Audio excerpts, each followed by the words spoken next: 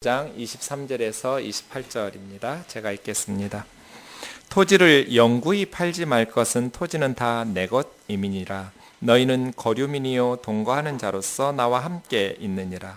너희 기업에 온 땅에서 그 토지 무르기를 허락할지니 만일 내 형제가 가난하여 그 기업 중에서 얼마를 팔았으면 그에게 가까운 기업 물을 자가 와서 그 형제가 판 것을 물을 것이요 만일 그것을 물을 사람이 없고 자기가 부유하게 되어 물을 힘이 있으면 그 판 해를 계수하여 그 남은 값을 산자에게 주고 자기 소유지로 돌릴 것이니라. 그러나 자기가 물을 힘이 없으면 그 판 것이 희년에 이르기까지 산자의 손에 있다가 희년에 이르러 돌아올지니 그것이 곧 그 기업으로 돌아갈 것이니라.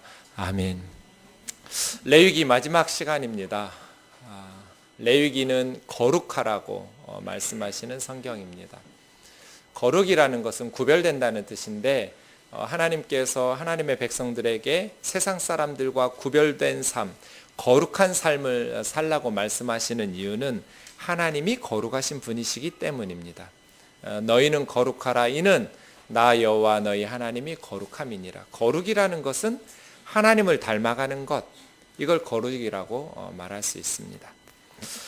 2016년 한 해도 종점을 향해서 달려가고 있습니다. 올 한 해 열심히 살았는데 우리 사회는 그렇게 소망적인 것 같지는 않습니다. 5명 중에 1명꼴로 청소년들이 자살 충동을 느낀다고 그래요. 죽고 싶다. 일자리를 찾지 못해서 쩔쩔매는 청년들은 우리나라를 헬 조선이라고 지옥에 빗대어서 말하고 있습니다. 가난한 사람들은 점점 가난해지고 있고 그 가난에서 벗어날 희망이 보이지를 않습니다. 국가 부채는 점점 늘어나서 이 정부가 마칠 때쯤이면 700조 원 정도의 빚이 생길 것 같습니다. 700조 원은 5천만 명이 1인당 1,400만 원씩 빚진 거예요. 엄청난 수입니다. 내년에 대선이 있을 텐데 저는 다음번 대통령이 굉장히 안쓰러워요. 빚이 너무 많아요. 쓸 수 있는 정책이 별로 없어요. 굉장히 위험한 추락하는 대한민국의 모습을 우리는 보고 있습니다. 이럴 때 우리 그리스도인들은 어떻게 살아야 할까? 하나님을 따라서 거룩하게 살라고 말씀하셨는데 어떻게 사는 것이 하나님을 본받는 거룩한 삶일까? 어떻게 살아야 될까요? 마태복음 6장 33절 우리 같이 읽겠습니다. 시작. 그런즉 너희는 먼저 그의 나라와 그의 의를 구하라. 그리하면 이 모든 것을 너희에게 더하시리라. 예수님은 그리스도인은 먼저 하나님의 나라와 하나님의 의를 구하면서 살라고 말씀하셨습니다. 그의 나라와 그의 의를 구하면 이 모든 것, 앞에 나온 무엇을 먹을까, 무엇을 입을까 걱정하지 말라고. 먹을 것, 입을 것 하나님께서 더하신다. 이 더한다고 번역한 단어는 추가로 더 준다는 거예요. 덤이라는 뜻이죠. 저 그림에 있는 것처럼 커피를 사면 칼라 밀폐 용기를 증정해서 스카치 테이프로 붙여놨어요. 마트에 가면 저런 게 있죠? 저런 걸 덤이라고 그래요. 예. 어떻게 하면 저 밀폐 용기 세트를 가질까 걱정할 필요 없죠? 커피 사면 돼요. 네. 상품을 사면 그냥 저절로 따라오는 걱정할 필요 없지요? 그거는 덤이죠. 주님 그렇게 말씀하고 계셔요. 하나님의 나라와 하나님의 의를 구하라. 그렇게 먼저 하나님의 나라와 의를 구하면서 살아라. 그러면 너희가 이 땅에 사는 동안 필요한 먹을 것, 입을 것, 이러한 육신적 필요는 하나님께서 덤으로 주신다. 이것이 그리스도인의 삶이어야겠지요. 하나님의 나라와 의를 구하면 그것을 추구하면서 살면 먹을 것, 입을 것, 이러한 것들은 하나님께서 채워주신다는 것이죠. 그런데 정말 그렇습니까? 우리가 하나님의 나라와 의를 구하면서 살면 이 땅에 사는 데 필요한 먹을 것, 입을 것은 덤으로 따라옵니까? 아닙니까?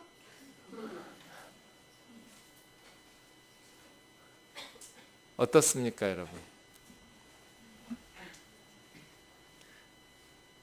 하나님의 나라와 의를 구하면 이 땅의 필요들은 저절로 덤으로 따라오는가?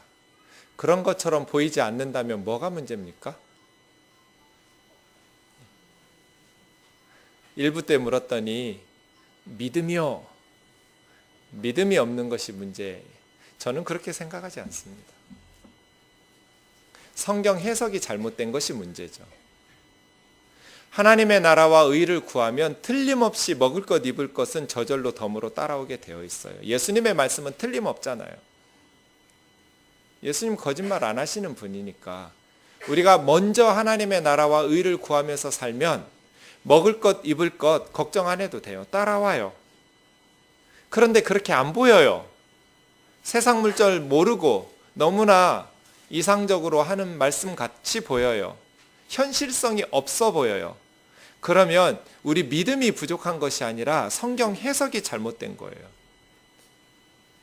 하나님의 나라와 하나님의 의를 구한다는 것은 뭘까요? 하나님의 나라는 뭘까요? 천국이죠. 너희는 먼저 하나님의 나라, 천국과 그의 의를 구하라. 천국을 구하라는 것은 빨리 죽기를 구하라는 겁니까? 그런 뜻은 아닐 것이고요. 그러면 천국에 갈 수 있도록 믿음으로 살라는 말입니까? 너희는 먼저 예수님 잘 믿어서 하나님의 나라의 백성 될 수 있도록 구하면서 살아라는 뜻입니까? 그럼 그의 의는 뭡니까? 하나님의 의는 우리가 예수님을 믿을 때 예수님의 십자가의 은혜가 우리에게 임해서 의롭다고 하시는 그런 복음, 믿음으로 얻을 수 있는 의입니까? 그럼 하나님의 나라와 하나님의 의를 구하라는 것은 예수님을 잘 믿어서 천국 갈 수 있도록 또 예수님의 십자가의 은혜를 힘입어서 의로운 하나님의 의를 믿음으로 가질 수 있도록 예수 잘 믿으라는 뜻입니까? 그렇게 예수님 믿고 나면 먹을 것과 입을 것이 생깁니까? 아닙니다. 그럼 뭡니까? 먼저 그의 나라와 의를 구하라는 것은 가정일이나 회사일, 세상적인 일보다 교회일, 예배드리고 기도하고 또 봉사하고 전도하는 그런 교회 일을 더 열심히 하라는 겁니까? 가정이나 사회의 일보다 교회의 사역에 더 먼저 우선순위를 두고 열심히 하면 가정이나 회사 일들은 우리에게 채우신다는 뜻입니까?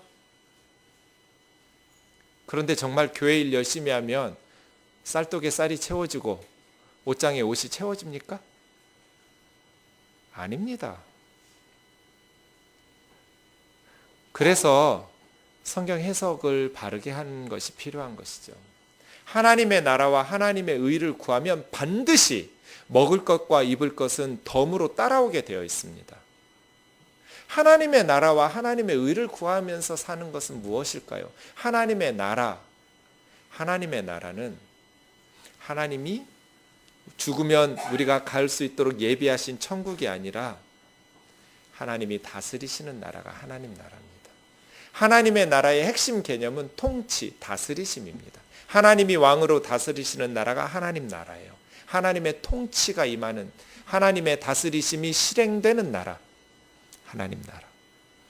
주님이 가르쳐 주신 기도가 성경에 두 군데 나옵니다. 하나는 마태복음 6장에 나오고 하나는 누가복음 11장에 나오는데 마태복음 6장에는 기도 제목이 6가지고 누가복음 11장에는 기도 제목이 5가지입니다.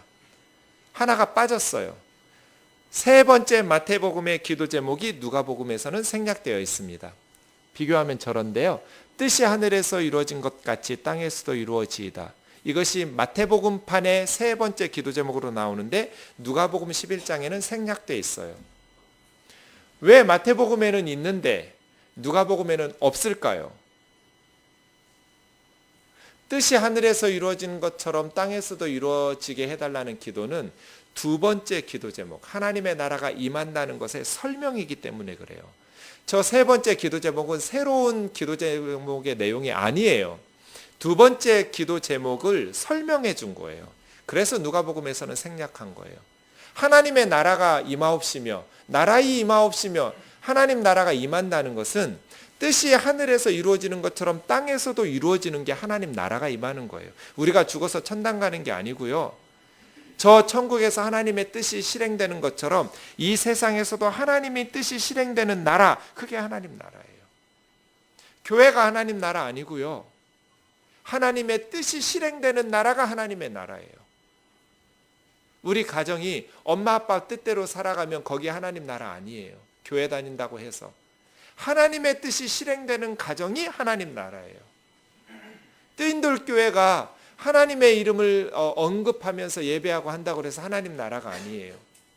하나님의 뜻이 하늘에서처럼 우리 교회에서 실행돼야 우리 교회가 하나님 나라예요.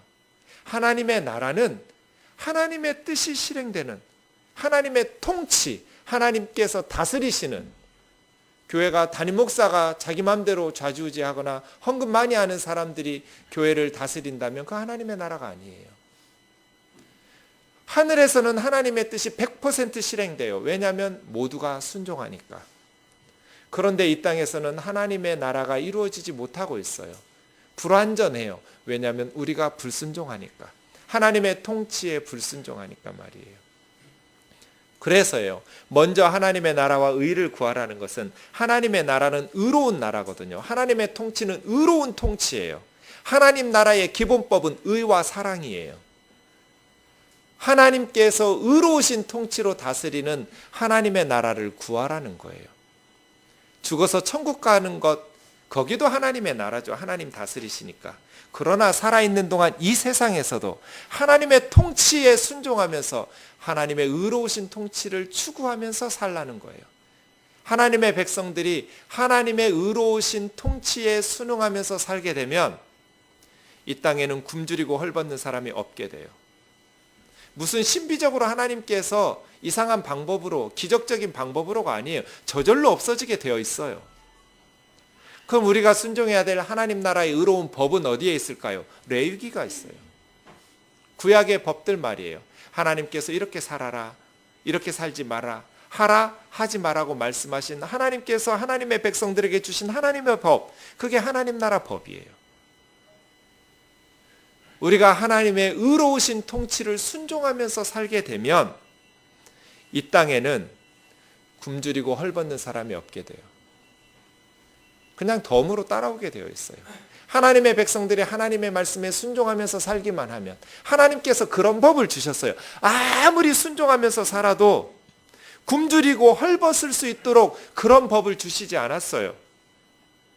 하나님의 백성들이, 이 땅의 사람들이 순종하기만 하면, 그 법대로 살기만 하면 굶주리고 헐벗을 걱정 없는 그런 사회, 그런 제도, 그런 법을 우리에게 하나님은 주셨어요.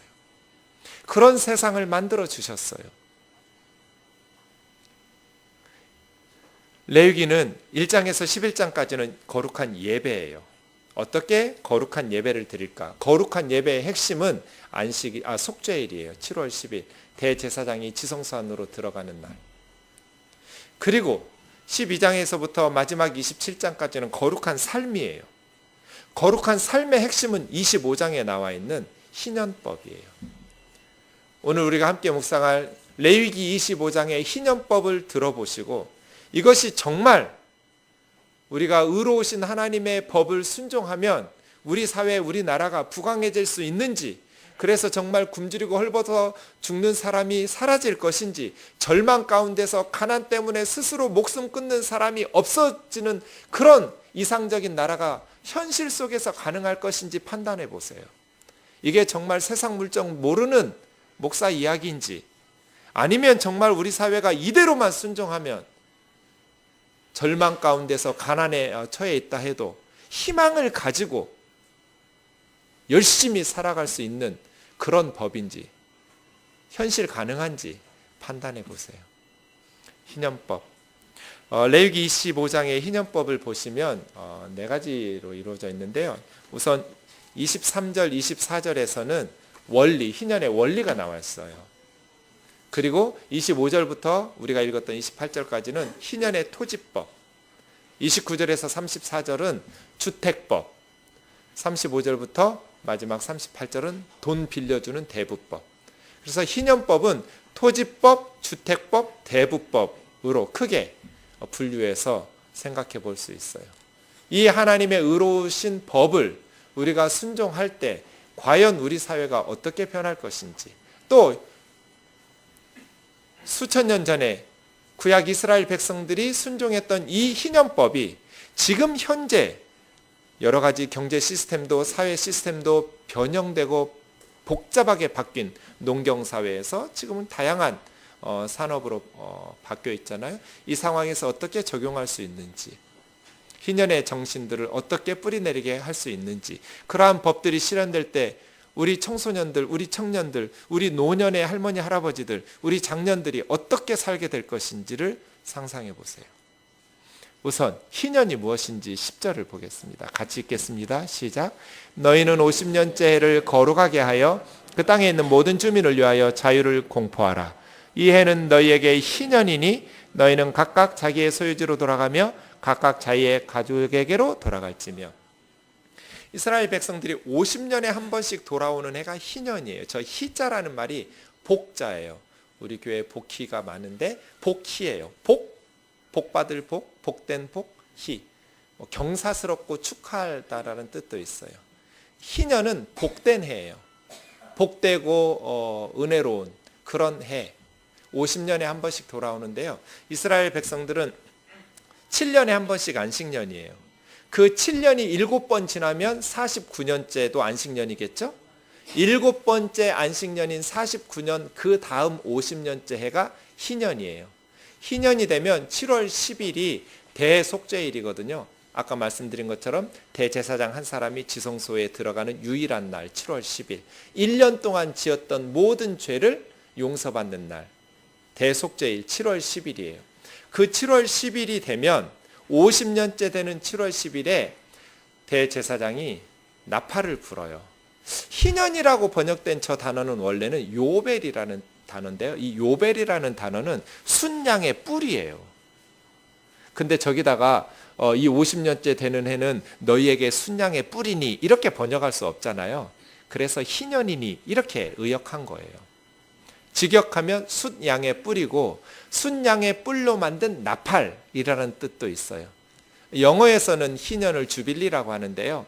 이것도 아마 라틴어에서 왔는데 요벨이라는 말을 주빌리라고 해서 희년 이렇게 말한 것 같아요. 네, 어쨌든 희년은 50년마다 한 번씩 돌아오는 이스라엘의 특별한 제도예요. 그 희년이 되면 이스라엘 백성들은 세 가지 면에 있어서 자유를 얻게 돼요.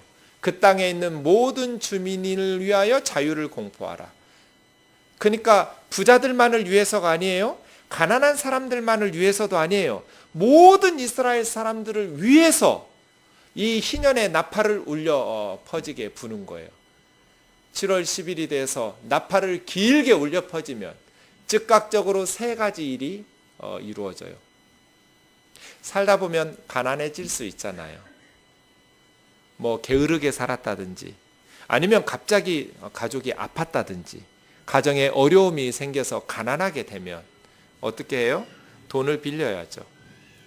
더 이상 돈을 빌려줄 사람이 없을 만큼 가난하게 되면 어떻게 해요?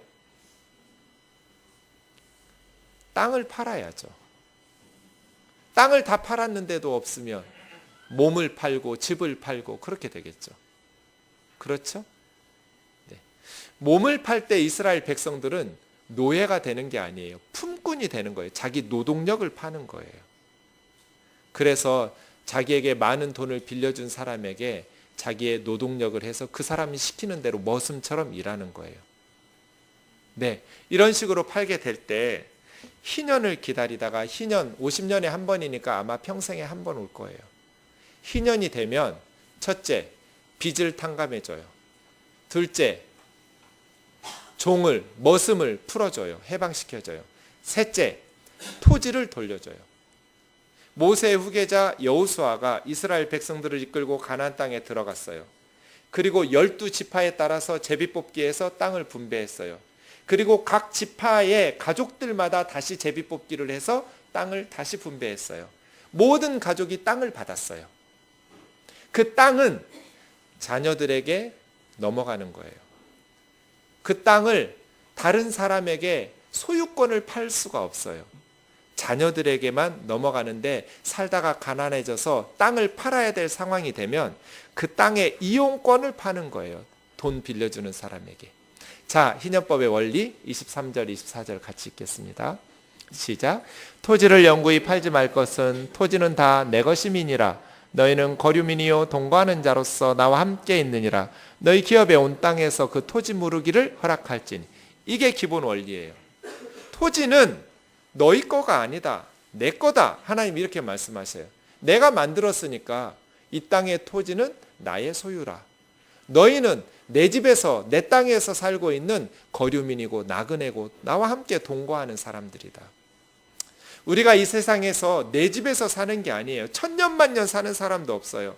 하나님의 소유를 잠시 빌려서 하나님의 것이니까 주인이신 하나님의 뜻대로 살아야 하잖아요. 그렇죠? 그렇게 살다가 천국으로 가는 거예요. 이 땅의 토지가 내 거라고 생각하면 안 되는 거예요. 토지를 그러니 영원히 팔지 마라. 일시적으로는 팔 수 있어요. 그러나 영원히 팔지 마라. 너희 모든 토지에 있어서 언제든지 다시 물러달라고 하면, 다시 돌려달라고 하고 돈을 가지고 오면 돌려주라는 거예요. 이게 희년법이에요. 너희 모든 땅에서 토지 무르기, 토지를 팔았던 사람이 합당한 돈을 가지고 와서 다시 토지 돌려달라고 하면 언제든지 원주인에게 돌려주라는 거예요. 자, 토지법부터 보시죠. 25절이에요. 형제가 가난해졌어요. 말씀드린 것처럼 토지를 팔게 되었어요. 그럴 때는 토지의 소유권을 파는 게 아니에요. 희년 때까지 토지의 사용권을 파는 거예요. 희년이 30년 남았다고 해보세요. 1년에 그 땅의 이용권을 쌀 한 가마씩이라고 계산해 보세요. 그래서 일시불로 30가마 받았겠죠. 그런데 희년이 10년밖에 안 남았어요. 그러면 똑같은 땅이라도 30가마 주지 않고 10가마만 주겠죠. 희년이 몇 년 남았느냐에 따라서 땅값이 결정돼요. 왜냐하면 소유권을 파는 게 아니라 희년 때까지의 사용권을 파는 거니까요.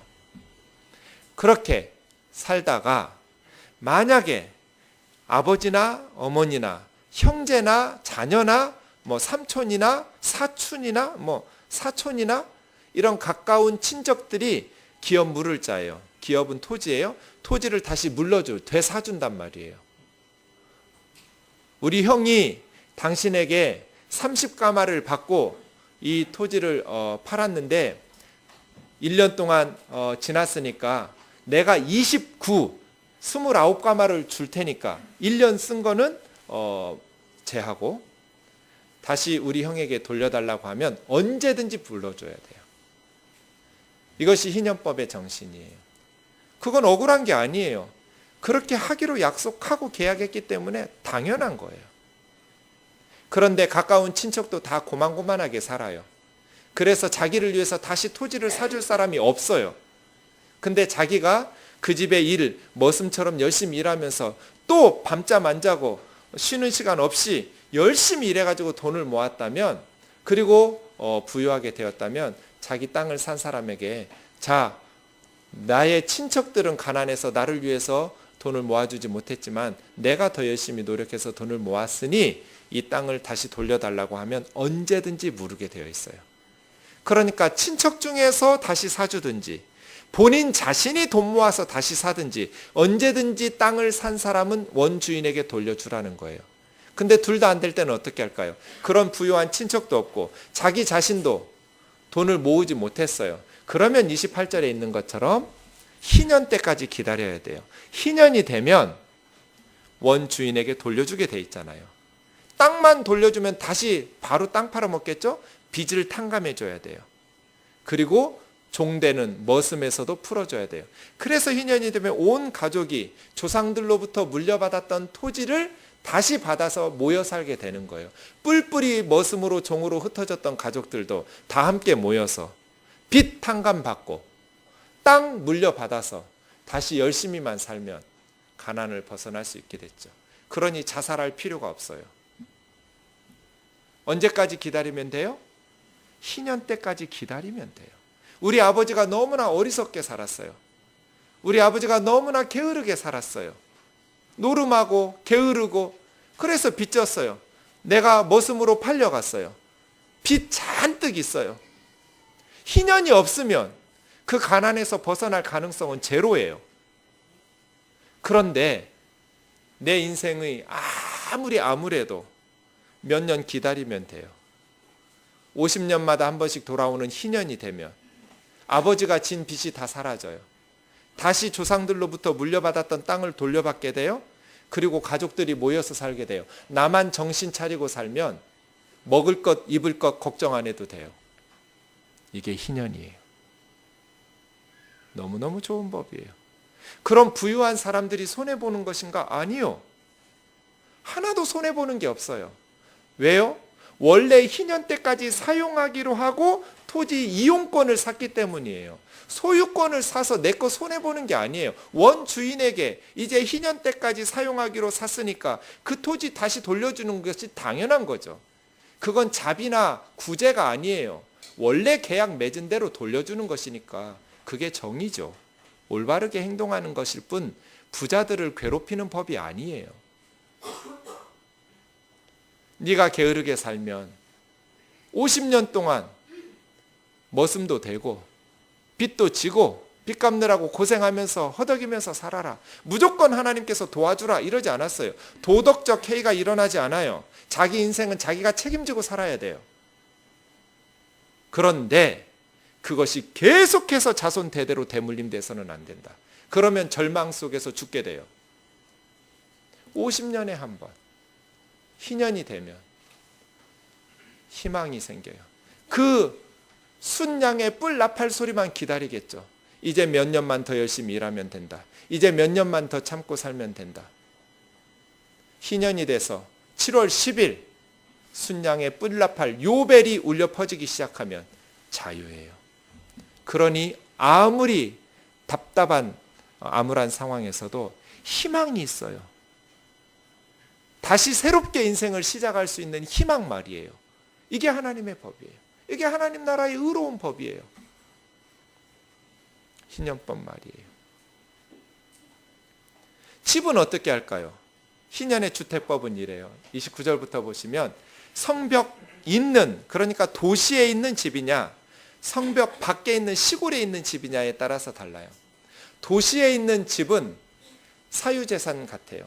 한 번 사면 희년이 돼도 돌려주지 않아요. 단 1년 안에는 원주인에게 무르기를 해야 돼요. 1년 안에 돈 가져오면 원 집주인에게 돌려주지만 1년이 넘어가면 영원히 내 거예요.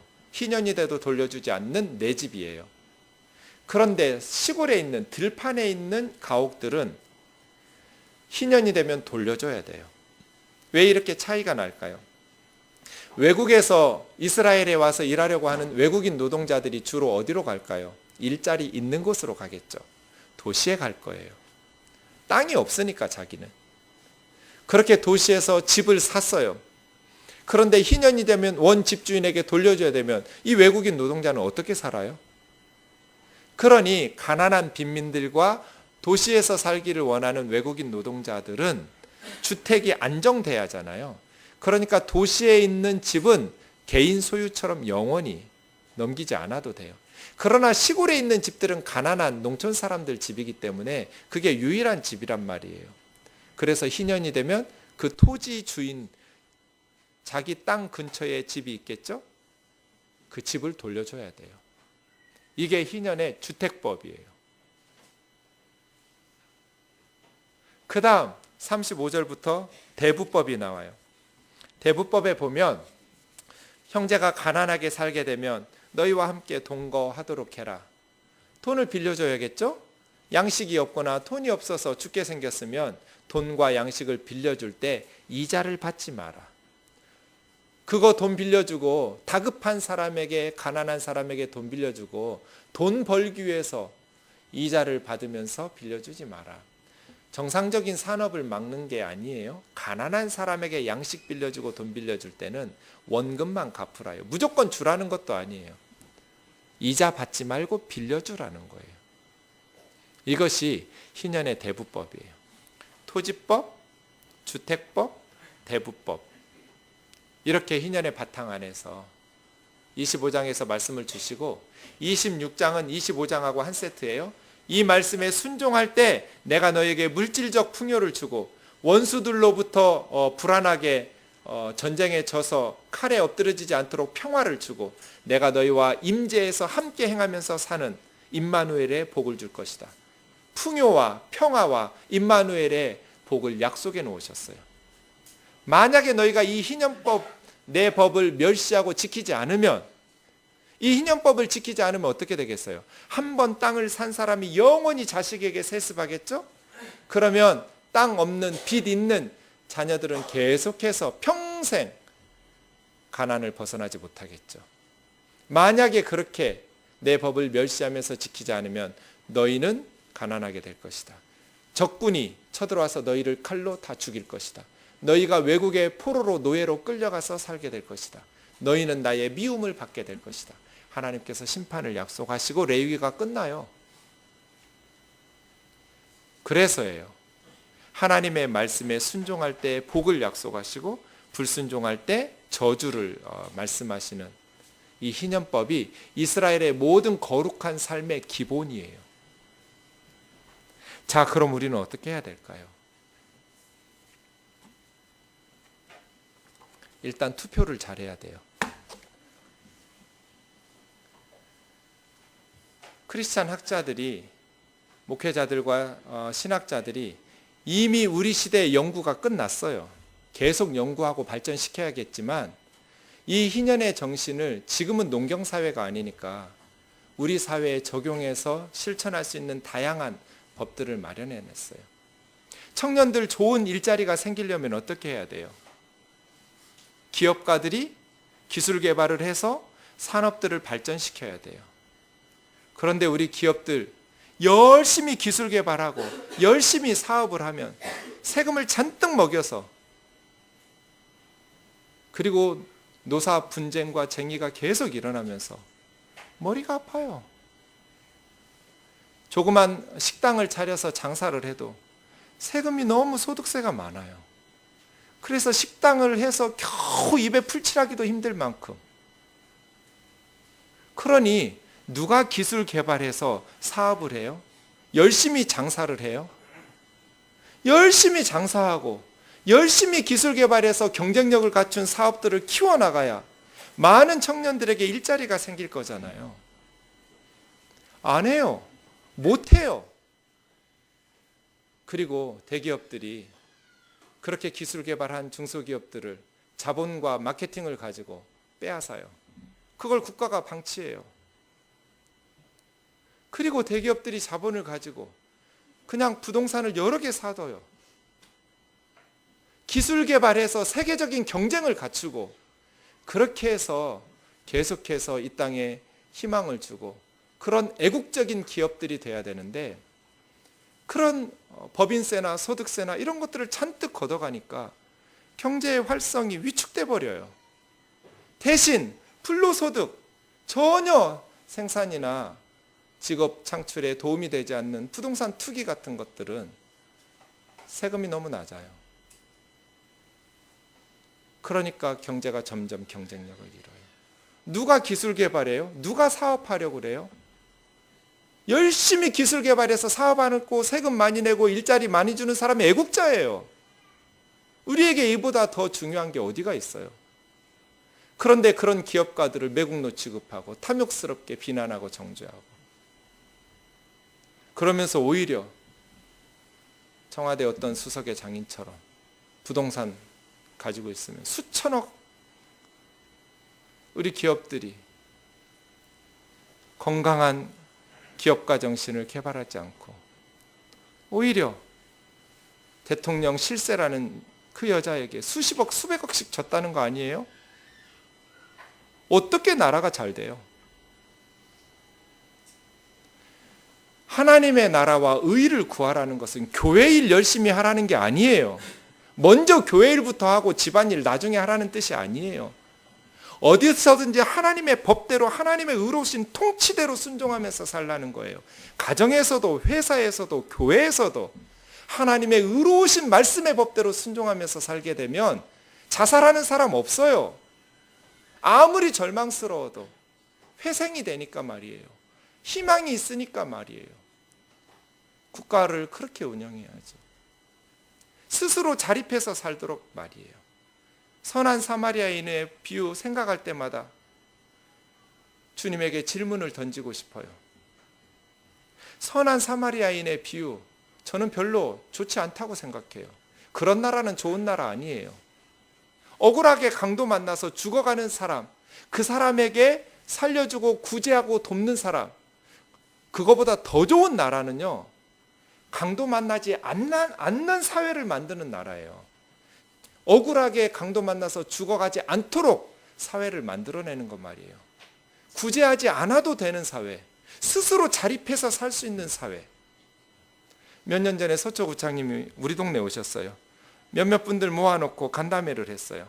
갑자기 사회자가 저한테 마이크를 주면서 질문을 하래요. 서초구청장님에게. 전혀 그런 준비가 없었는데. 그래서 즉흥적으로 생각난 말 물었어요. 구청장님, 제가 목회하다 보니까 우리나라 꼭 바꿔야 될 게 있습니다.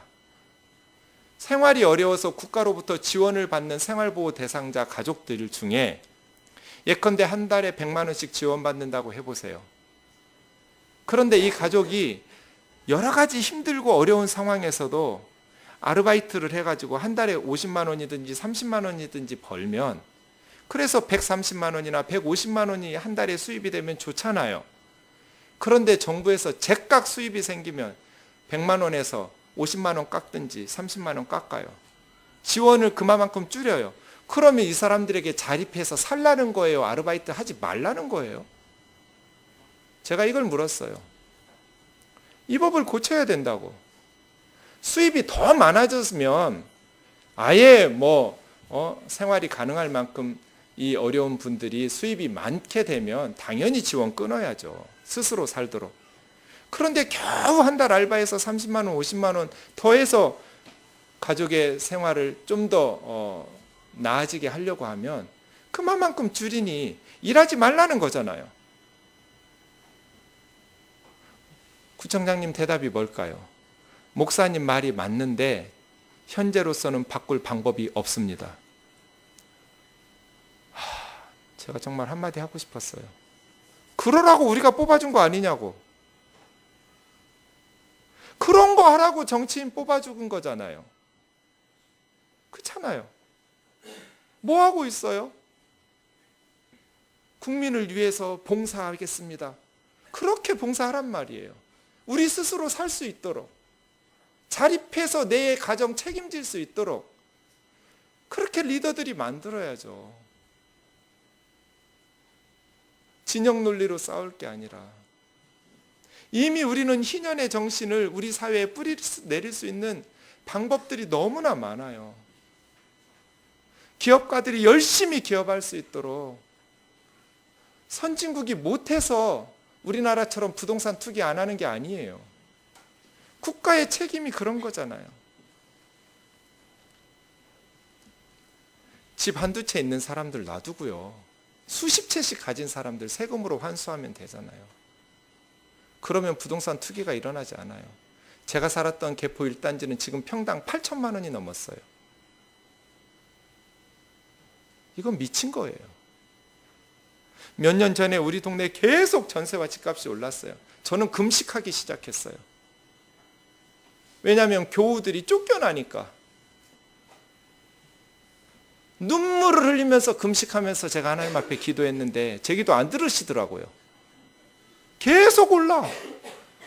그래서 가난한 성도들이 너무너무 고통을 받으면서 사는 거예요. 우리 청년들은 결혼 포기, 아이들 출산 포기. 왜요? 믿음이 없어서예요? 아니요. 청년들에게 믿음 없다고 말하기 전에 우리가 하나님의 의로우신 법에 순종하지 않은 거예요. 아이디어를 가지고 머리가 팽팽 돌아가는 청년들이 창의적인 기업의 아이디어가 있으면 쉽게 산업에 진입할 수 있도록 도와야 하잖아요. 그런데 우리는 너무나 많아요. 그 비용이 너무나 높아서 사업을 시작할 수가 없어요. 기업가들이, 특히 중소기업들이 사업을 발전시킬 수가 없어요. 그러니 그냥 편하게 노사가 분쟁도 없는, 골치 썩지 않는 좋은 몫의 정보 얻어서 땅 사놓고 그렇게 돈 벌려고 하면 나라가 어떻게 되겠어요? 희년법, 그냥 그것의 사용권만 줬어요. 희년이 되면 돌려줘야 돼요. 땅값이 오를 리가 없어요.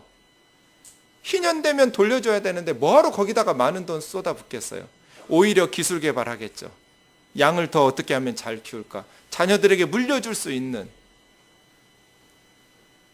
그러한 법들을 세우겠죠.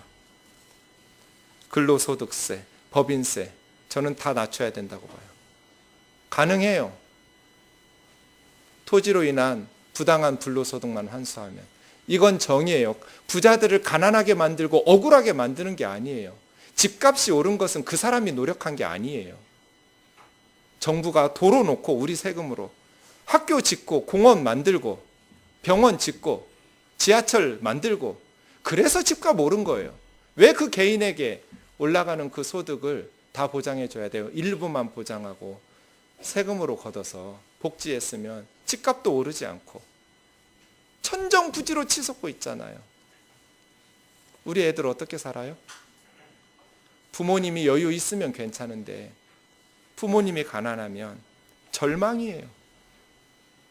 대학 졸업하면 수천만 원의 등록금 빚을 가지고 사회생활 시작하는데 일자리가 없어요. 그러니 청년들이 스스로 목숨 끊는 게 청년 사망률 1위가 자살이잖아요. 이것이 그 아이들이 믿음 없는 거예요? 철이 없는 거예요? 부모 세대처럼 깡다구가 없고 정신이 썩은 거예요? 그렇게 비난하기 전에 우리나라가 정말 하나님의 법을 지키고 있는지를 살펴봐야 돼요. 하나님은 무조건 가난한 사람 도우라는 게 아니잖아요. 하나님의 법, 하나님의 나라에서 우리가 살고 있으니 하나님의 뜻대로 주인 되신 하나님의 말씀에 순종하면서 살게 돼요. 그러면 희망이 생겨요. 건강한 산업들이 발전하니까요. 기업가들이 열심히 기술 개발하고 자기 분야에서 노력해서 실력을 기를 테니까요. 그런 기업가들에게 칭찬하고 혜택을 주고 그런 기업가들에게 애국자로 존경하고 그럼 되잖아요. 그래야 좋은 일자리가 우리 아이들에게 많이 배출될 거잖아요. 최근에 삼성이 어려움을 당하고 있어요. 반도체가 아니면 정말 큰 위기였을 것 같다고 개인적으로 생각했어요. 워낙 반도체가 좋으니까 삼성전자가 버티는 것 같아요. 예상하지 못했던 손실을 입게 되었어요. 제가 청년들한테 말했어요. 아이폰 사지 말고 갤럭시 사라. 삼성 거 사라. 우리 국가 기업들이 잘 돼야지 않니? 반박이 왔어요. 싫어요. 왜요? 존경받지를 못하게 해요. 아버지로부터 기업을 물려받는데 상속세를 편법으로 그렇게 해서 물려받아요. 우리나라 자동차들, 야, 차 사려면 국산차 사라. 싫어요. 왜요? 국민이 봉이에요. 왜 우리가 그 나라를 위해서 희생할 줄도 모르고 개인적인 탐욕으로 있어. 자기의 회사를 위해서 하청업체들이 일하는 그 중소기업들에게 마른 수건 짜듯이 다 빼앗아가고 다 잔인하게 그렇게 단가 후려치기 하면서 고통 주는데 그래서 일자리가 대기업도 점점 줄어들고 중소기업의 일자리들은 너무나 가기 주저할 만큼 젊은이들이 망설여질 만큼 월급이 작으니까 그저 공무원 시험에만 매달리고 있는 이러한 상황을 만들었는데 그런 주범이 대기업인데 왜 우리가 그렇게 머리 굴리는 기업에 제품을 써야 되냐는 거예요. 왜 그런 자동차를 사야 되냐는 거예요. 제가 할 말이 없어요.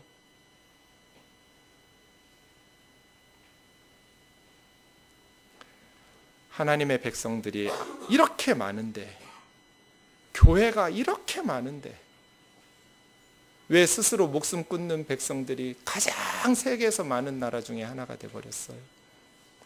희망이 없으니까 죽는 거잖아요. 왜 우리나라가 희망이 없어요? 우리가 무슨 아프리카 나라예요?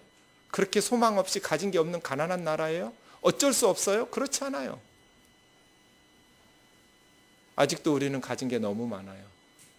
그런데 하나님의 법대로 순종하지 않기 때문이에요. 교회가 이렇게 많은데 자기들만을 위해서 예배당 화려하게 의리의리하게 지어놓고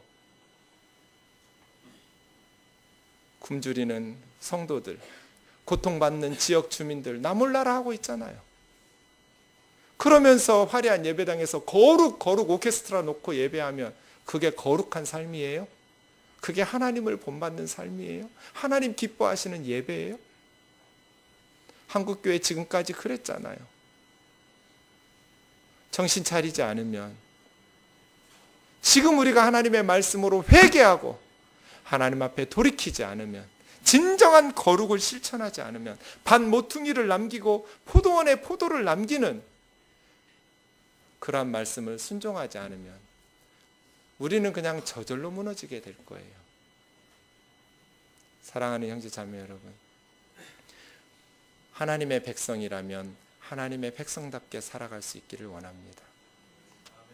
여유 있는 형제 자매들은 임대료를 적게 받아서 내 가게에서 일하는 사람들, 돈 잘 벌어서 세금도 많이 내고 아이들 공부도 많이 시키고 집도 사고 빌딩도 사고 그럼 좋잖아요. 우리 집사님이 세를 얻어 사는 이 동네의 한 빌딩은 처음에 계약한 그 임대료를 나갈 때까지 올리지를 않아요. 그래서 세탁소는 거의 20년 넘게 그 집에서 있어요. 그런 동안 집도 사고 아이들도 가르치고, 거기가 나가면 새로 들어오는 가게는 그 시세에 맞춰서 계약을 해요. 그러면 그 시세가 몇 년, 몇십 년 지나면 반값 정도 될 정도로 저렴한 가게가 돼요.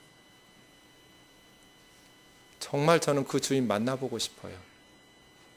우리 교우들 중에는 세를 내줄 때 임대료를 올리지 않는, 몇십 년째 올리지 않고 그렇게 나가서 집 사서 나갈 수 있도록 내가 여유가 있으면, 이게 희년이에요. IMF 때 제가 전에 섬기던 교회 어느 집사님이 감옥에 가게 됐어요. IMF 때 그런 일이 많았잖아요.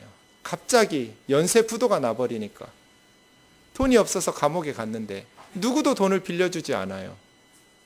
그래서 안타까워 발을 동동 구르고 있을 때 한 권사님이 돈을 빌려줬어요. 너무 고맙다고 전도사인 저한테 얘기한 거예요.